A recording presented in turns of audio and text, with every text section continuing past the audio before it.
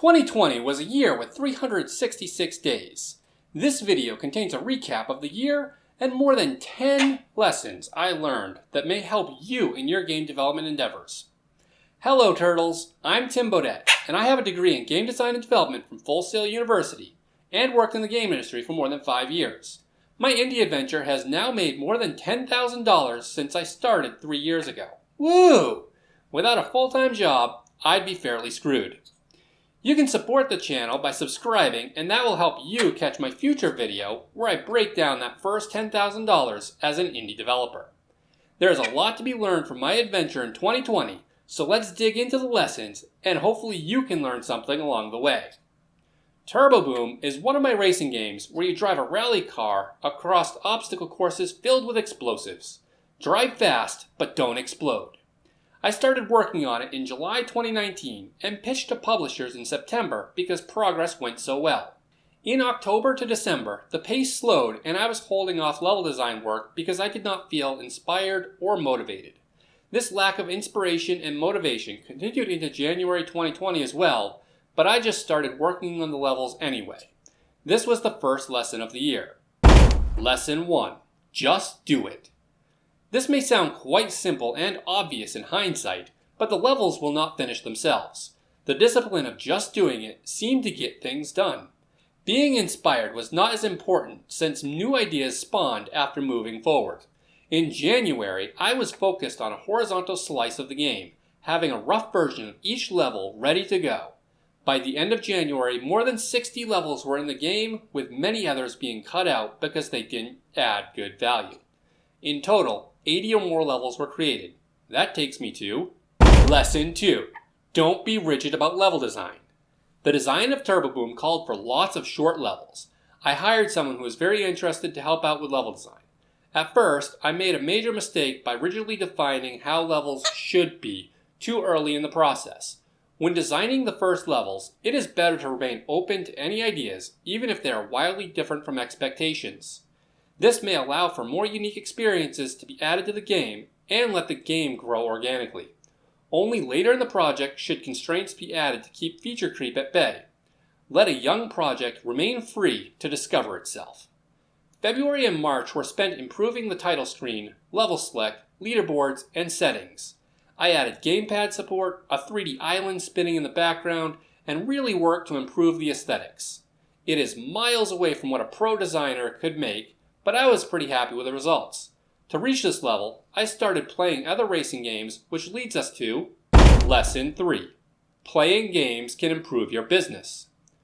Looking at games for interface ideas that would fit my game quickly evolved into playing games for research. At first, this research didn't feel like it was doing much, but as I continued, I improved at discovering slivers of information that would help my journey in building the best racing games. Playing great and not so great games offer a lot about expectations a player would have. Some discoveries even lower development efforts while increasing value, which will certainly help my future games. I covered this topic deeper in this video you can watch to learn more about how playing games can improve your business. It was hard to remain focused on Turbo Boom through March. I was feeling the heat from potential burnout, and some mornings the improvements were minimal. Fatigue was setting in, and at this stage I did not understand why. I was excited about the game and wanted to see it finished, but work eluded me. April was set aside for exploring the Unity game engine.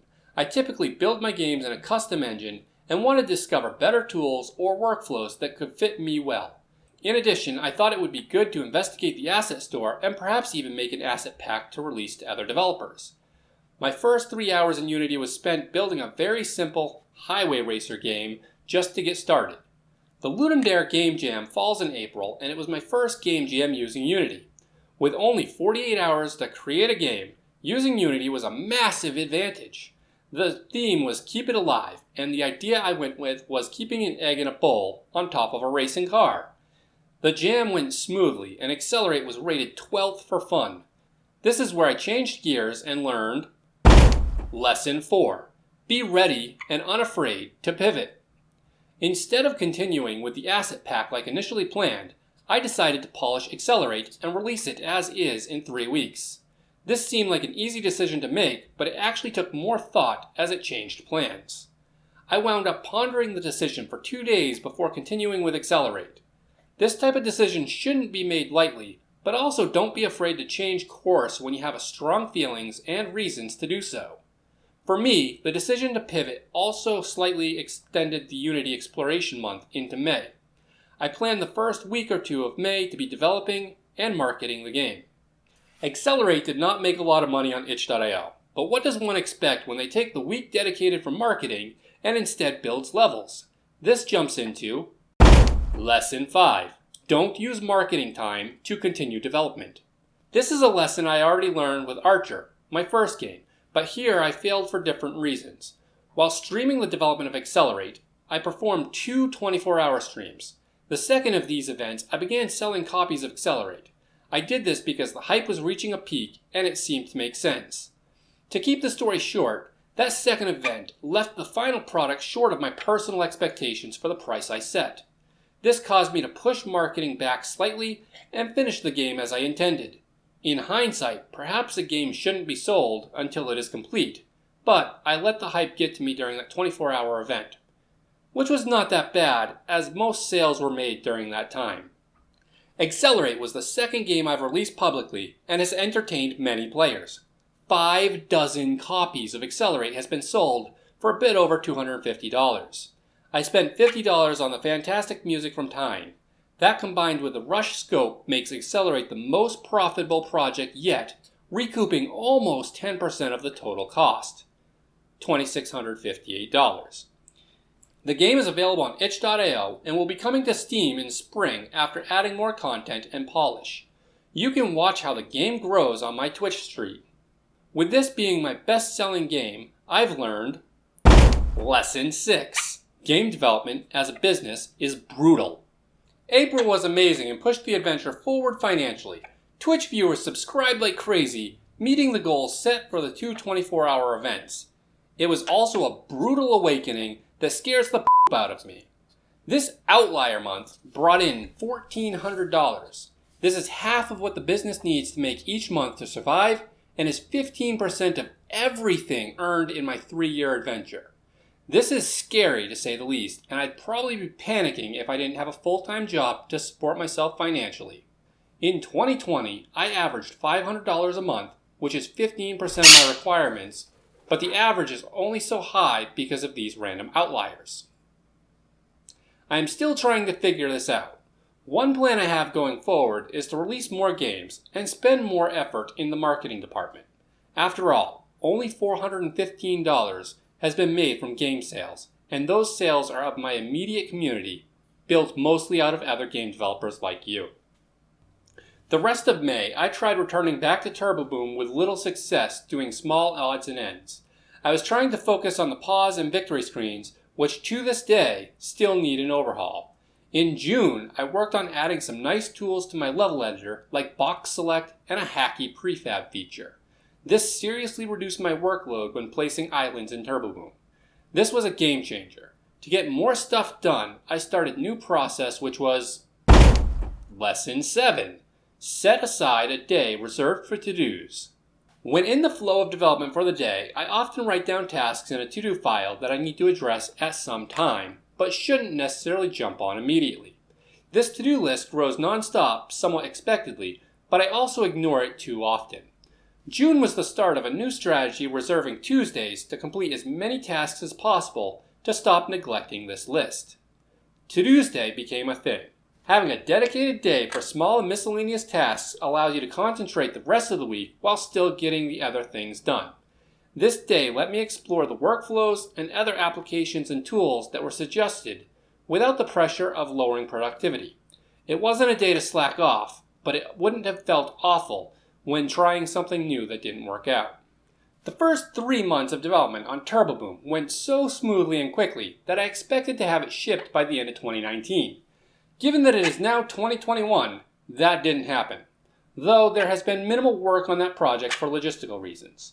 The trajectory of the project changed drastically after the alpha development phase wrapped up, leading to Lesson 8. Misleading project trajectories. When all the features were completed and it was time to grind out numerous levels and polish UI, the progress stalled. Some of that was the motivational and inspirational issues already discussed, but most of it came down to the time it took to create good levels.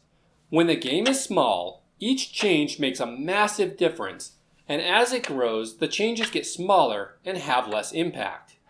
Making a seemingly small change, like adding islands to the game, actually requires revisiting all the existing content. The last 20% takes 80% of the effort. This is certainly something I should have expected, but it still took me by surprise. This change in project trajectory ties directly into Lesson 9, Overcoming Project Burnout. From July 2019 to August 2020, I probably put 6 good months of development into TurboBoom. What helped me overcome project burnout was realizing what the underlying cause is. I have not worked on TurboBoom much since August 2020, but that is for logistical reasons and no longer because I'm burned out on the project. Finding the cause of your burnout might help you shift things around to reduce it. My dream project is massive, and the best path forward is to build smaller projects that each take a step toward it. TurboBoom was the first of these steps and moved closer to the dream project during the first 3 months of feature development. Designing the tracks and improving the UI is important for the game, but did not help the bigger picture. This caused the fatigue and burnout, which was easy to adjust once I learned. Going forward, my smaller games may stop being developed after completing the features rather than continuing to polish and add content that doesn't move my dream forward. If you are suffering from burnout, it may help to talk with other people. They don't even need to be game developers. My neighbor gave me the insight I needed to figure out the root cause. That finally brings us to Lesson 10. Improve implementation by preparing first. In late 2020, I began working on a physics engine, which I expected to get stuck on some issues due to previous attempts. This time, I prepared debug tools and visualizations, which took a couple days and helped the rest of the project go far smoother and easier than expected. There are more features to develop, but I've already made 2 small games using the physics engine. The few hiccups along the way were easy to solve with the visualization tools showing what went wrong. This can also be more generalized by creating a game plan for tackling your project.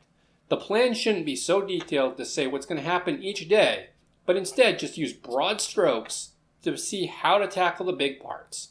I took a day or 2 to come up with this rough plan for TurboBoom, and the first 3 months went incredibly easily. There were no major bumps in the road until after I pitched the game to publishers, an experience you can learn more about in this video here. Finally, I'd like to share some bonus lessons that applied more to me than others, but still might help someone else.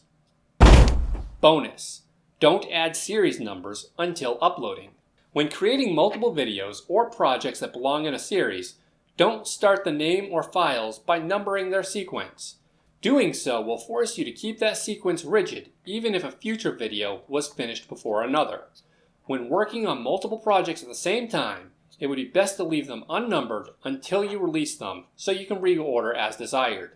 This may apply more directly to me creating these YouTube videos than general game development, but it could apply to anything created in a series. Bonus: organize your files. Duh! That is a basic lesson. It really is, and there isn't really a huge aha moment here, but I did stumble on this. While making videos in November, I recorded a bunch of gameplay footage from TurboBoom and used it as a B-roll. A week or 2 later, I went to reuse that footage, but I had misplaced it. After searching for almost 10 minutes, it felt faster to just record new footage. Ultimately, I wound up creating a directory of video content that gets shared across multiple videos. But organizing better in the first place would have been more efficient. Bonus: typing crontab-r does awful things. This is super specific, but if you are running a Linux server of any sort and you play with task automation using cron jobs, then be careful when typing crontab-e. If you accidentally fat finger and make the typo crontab-r, then all your cron jobs are immediately removed without further questions. All gone. Oops. To prevent this from happening to you, you can set up the alias as shown on screen. 2021. I will be going into 2021 with another set of very ambitious goals. The plan is to increase business income to $10,000 for the year.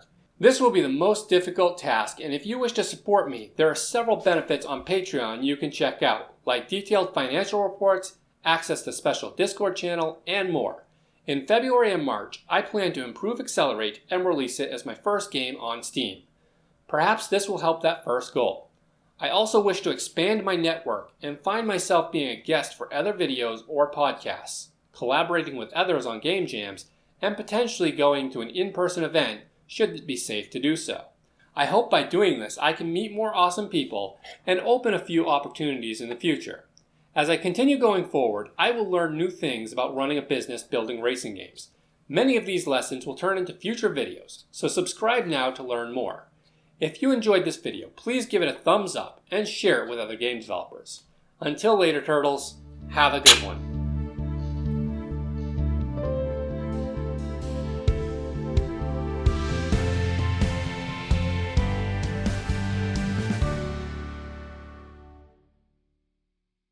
This to-do list grows nonstop